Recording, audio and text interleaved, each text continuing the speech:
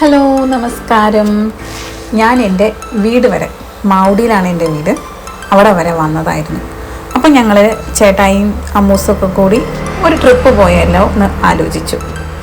ഞങ്ങൾ എന്ന് വീട്ടിൽ നിന്ന് ഇറങ്ങിയാലും ഞങ്ങൾ 3 മക്കൾക്കുള്ള ഒരു ശീലമാണ് ഞങ്ങളുടെ അയ്യപ്പസ്വാമിനെ ഒന്ന് പ്രാർത്ഥിച്ചിട്ട് ഇറങ്ങണം. അതുപോലെ തന്നെ ഇന്ന് ഞങ്ങൾ അയ്യപ്പസ്വാമിനെയൊക്കെ ഒന്ന് പ്രാർത്ഥിച്ച് ഇറങ്ങുവാണ് വീട്ടിൽ നിന്ന്. അച്ചായിക്കും അമ്മച്ചിക്കും ഒരു ബൈ ബൈ ഒക്കെ പറഞ്ഞു. അമ്മച്ചി അച്ചായി ഒന്നും വരുന്നില്ല. അച്ചായിയുടെ അമ്മച്ചിനോടൊക്കെ ബൈ ബൈ പറഞ്ഞു. ഞങ്ങളുടെ ഇന്നത്തെ യാത്ര ഇടുക്കി ജില്ലയിലേക്കാണ്. ഇടുക്കി ജില്ലയിലെ തൊടുപുഴയോട് ചേർന്ന് കിടക്കുന്ന മലയിഞ്ചി എന്ന സ്ഥലത്തേക്കാണ്. നമുക്ക് ടാറ്റ പോകാമെന്ന് പറഞ്ഞാൽ ഇഷാരയും ആദിക്കുട്ടനൊക്കെ ഭയങ്കര ഹാപ്പിയിലാണ്. ഇതാണ് ഞങ്ങളുടെ Paingottoor school, saint Joseph higher secondary school Paingottoor. ഞാനൊക്കെ 10ാം ക്ലാസ്സൊക്കെ പാസ്സായത് ഇവിടെ നിന്നാണ്. അപ്പോൾ പോയപ്പോൾ ജസ്റ്റ് ചേട്ടായി ഒന്ന് റൗണ്ട് അടിച്ചതാണ്, ഗേറ്റ് തുറന്നു കിടന്നതുകൊണ്ട്. ഞങ്ങൾ നേരെ കലൂർ, പോത്താനിക്കാട്, പൈങ്ങോട്ടൂർ, കലൂർ കൂടിയാണ് തൊടുപുഴയിലേക്ക് പോകുന്നത്. ഇനി നിങ്ങൾക്കൊരു ഡൽഹിക്ക് താജ്മഹൽ നിൽക്കുന്നത് പോലെ തന്നെ കലൂരുകാർക്ക് ഒരു അത്ഭുതം കലൂരിലുണ്ട്. കൊച്ചുകുടിക്കാർ കലൂർക്കാർക്ക് കൊടുത്ത ഒരു അത്ഭുതം. ലാൻഡ്സ്കേപ്പിംഗ് ഒക്കെ എന്താണെന്ന് പോലും അറിയാത്തൊരു കാലത്ത് ലാൻഡ്സ്കേപ്പിംഗ് ഒക്കെ ചെയ്ത് വർഷങ്ങളായിട്ട്, എൻ്റെ ഒരു 5ാം ക്ലാസ്സിൽ പഠിക്കുന്ന സമയത്ത് ഞാൻ കണ്ട ഒരു വിസ്മയം, അതിന്നും അതുപോലെ തന്നെ ഒരു മാറ്റവും ഇല്ലാണ്ട് കലൂരിൽ നിലനിൽക്കുന്നുണ്ട്. അത് കാണിക്കാനാണ് ഞാൻ ഈ റോഡിൻ്റെ ദൃശ്യം മുഴുവൻ എടുക്കുന്നത്. കലൂരിൽ അവിടെ ഒരു റിച്ച് ആയിട്ടുള്ളൊരു ഫാമിലി ഉണ്ട്, കൊച്ചുകുടിക്കാർ. അവരുടെ സ്ഥലമാണ് ഇത് മുഴുവനും. നോക്കി വരുന്നു. ഇതൊരു പക്ഷേ തൊടുപുഴ അടിമാലി റൂട്ടിലൂടെ യാത്ര ചെയ്യുന്ന എല്ലാവരും കണ്ടിട്ടുണ്ടാവും. എല്ലാവർക്കും, ആദ്യമായിട്ട് യാത്ര ചെയ്യുന്ന എല്ലാവർക്കും ഇതൊരു വിസ്മയമായിരിക്കും. എന്നും യാത്ര ചെയ്യുന്ന ആൾക്കാർക്ക് ഇതൊരു ലാൻഡ്മാർക്കും ആയിരിക്കും.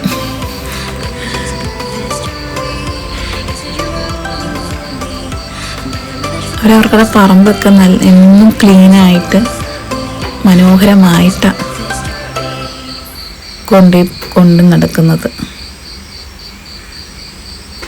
ഇതാണ് ഞാൻ പറഞ്ഞ വിസ്മയം. എത്ര വർഷമായാലും ഇതുപോലെ തന്നെ അവർ മെയിൻറ്റെയിൻ ചെയ്തു പോകുന്നുണ്ട്. ഇനിയും ഇതുപോലെ തന്നെ മെയിൻറ്റെയിൻ ചെയ്തു പോകാൻ ദൈവം അവരെ അനുഗ്രഹിക്കട്ടെ. തൊടുപുഴ എത്തിയപ്പോൾ അമ്മൂൻ്റെ അച്ഛനും അമ്മയും കുട്ടും ഞങ്ങളുടെ കൂടെ ജോയിൻ ചെയ്തു. അച്ഛൻ പിള്ളേർക്ക് എല്ലാവർക്കും ഞങ്ങൾക്കും ഐസ്ക്രീം മേടിച്ചൊക്കെ തന്നു. എല്ലാവരും ഐസ്ക്രീം നല്ല കഴിപ്പാണ്. ഇഷാരി ഞാനും കഴിച്ചത് ബിസ്ക്കറ്റിൻ്റെ ഒരു പുതിയൊരു ഫ്ലേവറാണ്. ഞാൻ ആദ്യമായിട്ട് കഴിച്ചതാട്ടോ ബിസ്ക്കറ്റിൻ്റെത്. ഞങ്ങൾ മുതലക്കുളം പള്ളിയൊക്കെ കഴിഞ്ഞ്, ജോർജ് കുട്ടി ധ്യാനം കൂടാൻ പോയ പള്ളിയൊക്കെ കഴിഞ്ഞ് മലയിഞ്ചിയിലേക്ക് അടുത്തുകൊണ്ടിരിക്കുവാണ്. മലയിഞ്ചി എത്തിയപ്പോഴേക്കും നല്ല ഫോറസ്റ്റ് ഏരിയയാണ്. ഈ ബസ് എടുക്കുന്നതുണ്ടോ, ഇവിടെയാണ് മലയിഞ്ചിയിലെ ലാസ്റ്റ് സ്റ്റോപ്പ്. ഇത് കഴിഞ്ഞ് അങ്ങോട്ട് ബസ് റൂട്ടല്ല, ഫോറസ്റ്റ് ഏരിയയാണ്. റോഡൊക്കെ ടാറിട്ടതാണ്, അതുകൊണ്ട് തന്നെ വഴിയൊക്കെ നന്നായാണ് കിടക്കുന്നത്. വണ്ടിയൊക്കെ പോകും.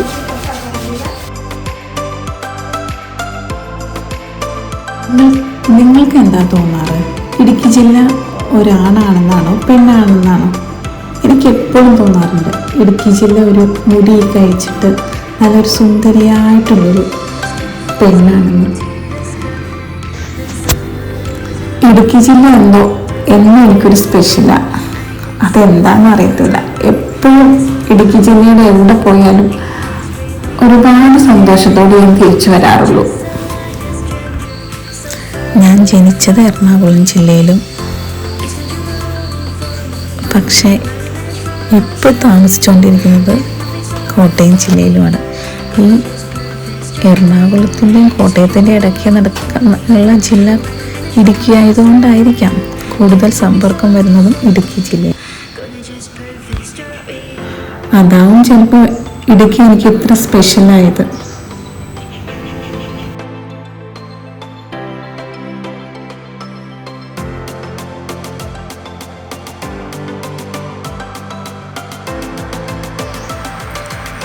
ഇതാണ് മലയിഞ്ചിയിലെ പാട്ടക്കൽ എന്ന് പറയുന്ന സ്ഥലം.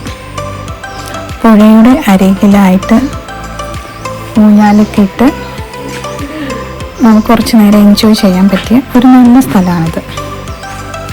പാട്ടക്കൽ നിന്നാണ്, മലയിഞ്ചിയിലെ പാട്ടക്കൽ നിന്നാണ് ഈ സ്ഥലത്തിൻ്റെ പേര്.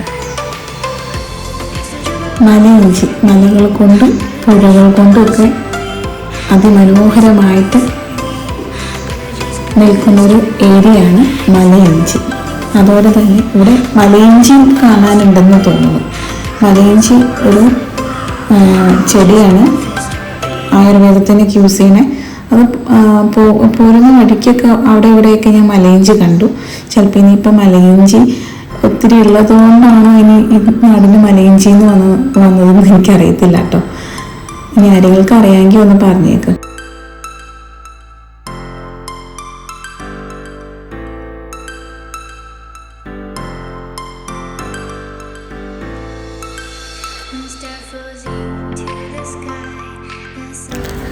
ഒരുപക്ഷെ വെള്ളം കുറവുള്ള ഈ സീസണിലായിരിക്കും ഇത് ഇത്രയും ഭംഗിയായിട്ട് കാണപ്പെടുന്നത്.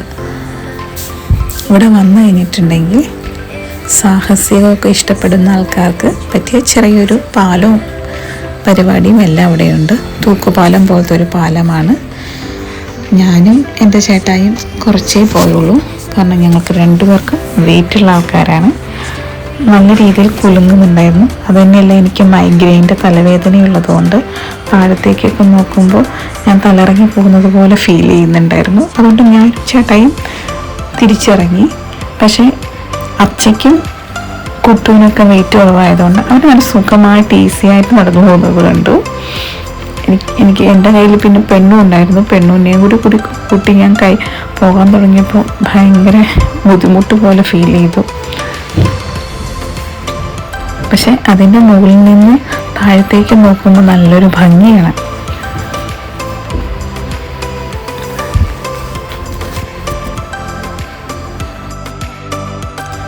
നിങ്ങൾ ഫാമിലിയായിട്ട് മലയിഞ്ചിക്ക് വന്ന ഒരു ഡേ, ഹാഫ് ഡേ സുഖമായിട്ട് സ്പെൻഡ് ചെയ്യാനുള്ള സ്ഥലമുണ്ട് ഇവിടെ. എൻജോയ് ചെയ്യാൻ പറ്റും. എല്ലാം മാറ്റി വെച്ച് ഫുഡൊക്കെ ആയി കുട്ടികളൊക്കെ ആയിട്ട് വരുവാണെങ്കിൽ കുളിച്ച് ഫുഡൊക്കെ കഴിച്ച് പ്രകൃതി ഭംഗിയൊക്കെ ആസ്വദിച്ച് ചെറിയ ഇതുപോലത്തുള്ള അഡ്വെഞ്ചറായിട്ടുള്ള വർക്കിലേക്ക് ഏർപ്പെട്ട് നന്നായി എൻജോയ് ചെയ്ത് പോകാൻ പറ്റും. മൈൻഡൊക്കെ നല്ലൊരു ഫ്രഷായി മാറ്റാൻ പറ്റും.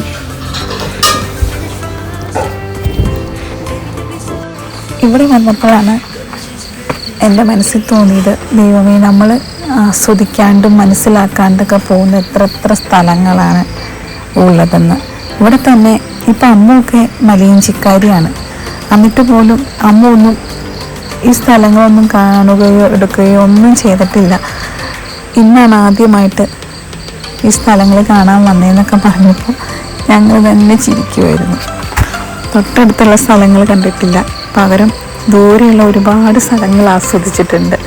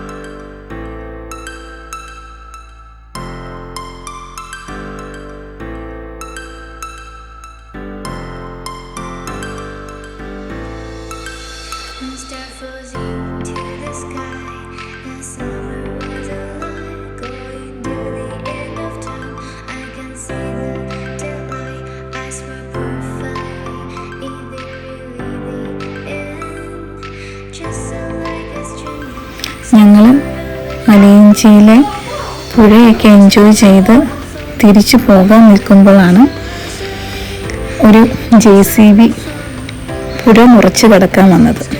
എന്നാൽ പിന്നെ JCB എങ്ങനെ പുഴ മുറിഞ്ഞു കിടക്കും എന്ന് നിങ്ങളെ കാണിച്ചേക്കാമെന്ന് ഓർത്തു. നീ നോക്കിക്കോ JCB എങ്ങനെയാണ് പുഴയിൽക്കൂടെ പോണേന്ന്.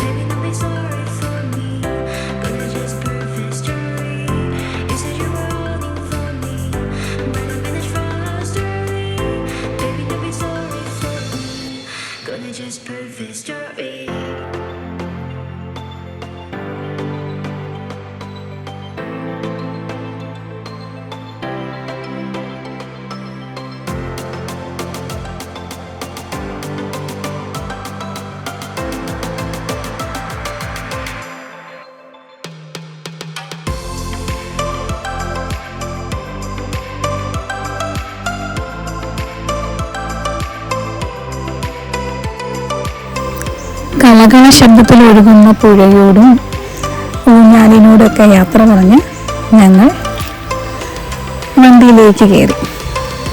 ആ മലനിരകൾ കണ്ടോ? ആ മരങ്ങൾക്കിടയിലൂടെ പാൽ കളറിൽ ഒഴുകുന്ന ഒരു അരുവിയുണ്ട്. അതാണ് കീഴാർകുന്ന് വെള്ളച്ചാട്ടം. അതും മലയിഞ്ചിയിൽ വന്നാൽ കാണാവുന്ന ഒരു കാഴ്ചയാണ്.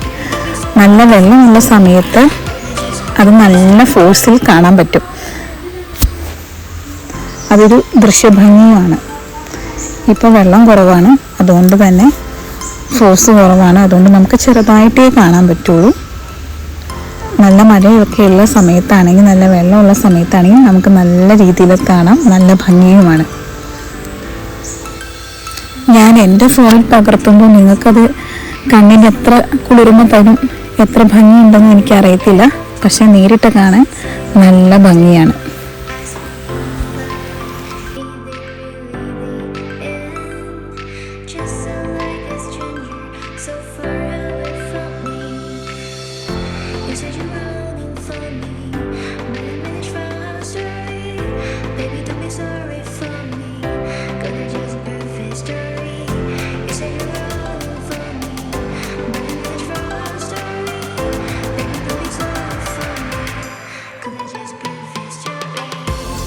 ഫോട്ടോഷൂട്ടിനും സിനിമയ്ക്കും ഷൂട്ട് ചെയ്യാനൊക്കെ പറ്റിയൊരു സ്ഥലം. ഒരു പുഴ തന്നെയാണ് ഈ പോകുന്നത്. പക്ഷേ ഒരു പുഴയ്ക്ക് ഓരോ കരകളിലെത്തുമ്പോഴും ഓരോ ഭാവം, ഓരോ മുഖം. ആദ്യം നമ്മൾ ചെന്നത് പാറയും ചെറിയ ചെറിയ പാറകളും കളകള ശബ്ദവും ഒക്കെയുള്ള ഒരു സ്ഥലമാണെങ്കിൽ, ഇപ്പം നമ്മൾ വന്നിരിക്കുന്നത് മൈൻഡ് സെറ്റാക്കുന്ന, റീഫ്രഷ് ചെയ്യുന്ന ഒരു, നമുക്കൊക്കെ ധ്യാനിച്ചിരിക്കാൻ പറ്റിയ സൈലൻ്റായിട്ടുള്ളൊരു സ്ഥലത്തേക്കാണ് ഇപ്പം ചെന്നിരിക്കുന്നത്. പുഴ പോലും അറിയുന്നില്ല ആ വെള്ളം ഒഴുകുന്ന കാര്യം. അതുപോലെ ശാന്തമായി കിടക്കുന്ന ഒരു സ്ഥലം.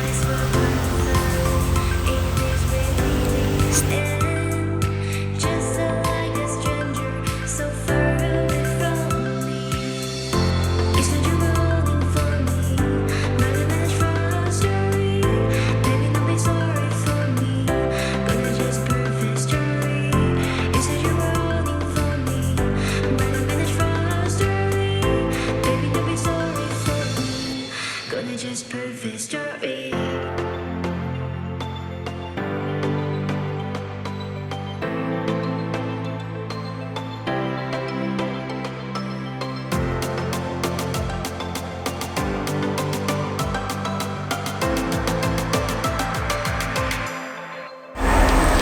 മലയിഞ്ചിയുടെ പ്രത്യേകത എന്തെന്ന് വെച്ചാൽ ഫോറസ്റ്റിൻ്റെ ഉള്ളിലെ ഈ മലകളും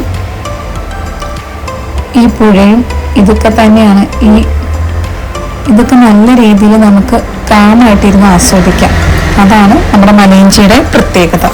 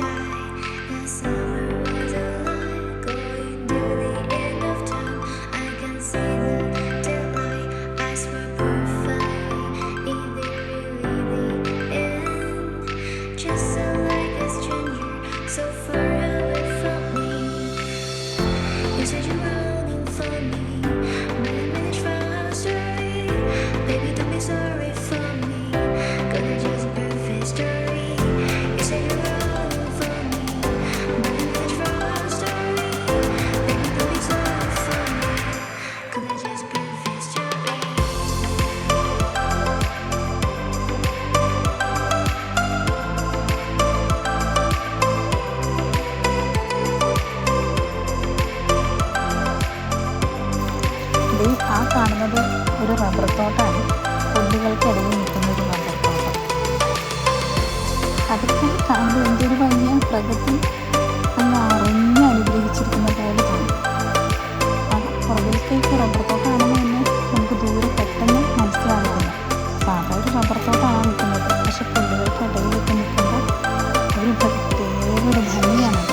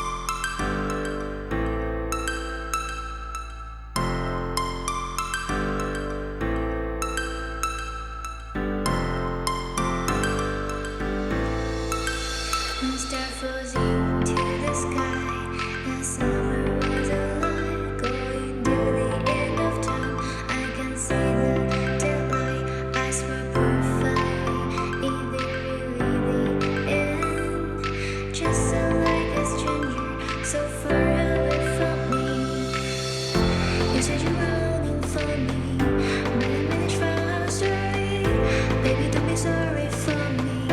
Gonna just birth history. പുഴകളോടും കാടിനോടും ഒക്കെ ടാറ്റ പറഞ്ഞ് നമുക്ക് അവരെ അധികം അങ്ങോട്ട് ബുദ്ധിമുട്ടിക്കാണ്ട് നമുക്കിവിടെ നിന്ന് പോയേക്കാം. പ്രകൃതിയായിട്ട് ഒരുക്കിയ സൗന്ദര്യം അവിടെ തന്നെ നിലനിൽക്കട്ടെ. പ്ലാസ്റ്റിക് ഒക്കെ ഇട്ട് നശിപ്പിക്കാണ്ടിരിക്കട്ടെ.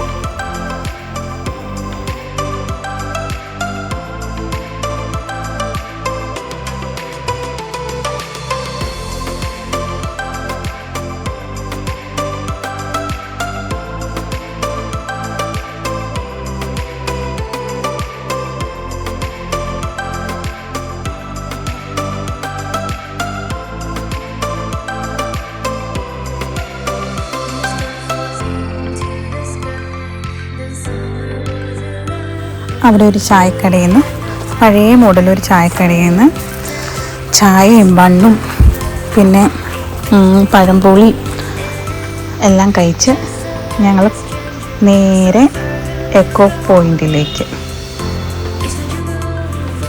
ഇപ്പോൾ സമയം കണ്ട ഒരു 8 മണിയായെന്ന് തോന്നിയാലും സമയം 6 മണിയായതേ ഉള്ളൂ.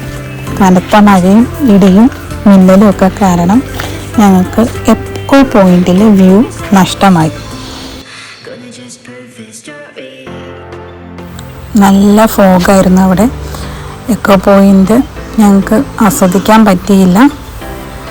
പിന്നെ ഞങ്ങൾ പോരാറായപ്പോഴത്തേയും ചെറുതായിട്ട് ആ ഫോഗൊക്കെ ഒന്ന് കുറഞ്ഞതുകൊണ്ട് 2-3 ഫോട്ടോ എടുത്തിട്ടുണ്ട്. അത് ഈ വീഡിയോയുടെ ഉള്ളിൽ ഞാൻ ആഡ് ചെയ്യുന്നുണ്ട്.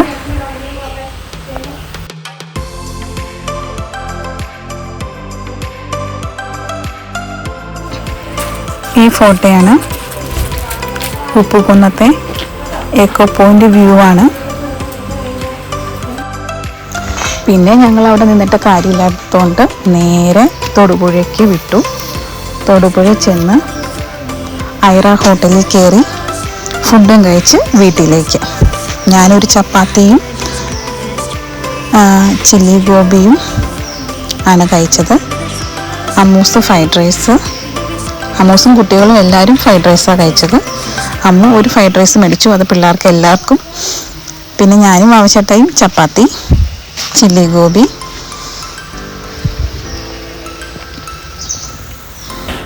ഇച്ചുക്കുട്ടൻ പൊറോട്ട.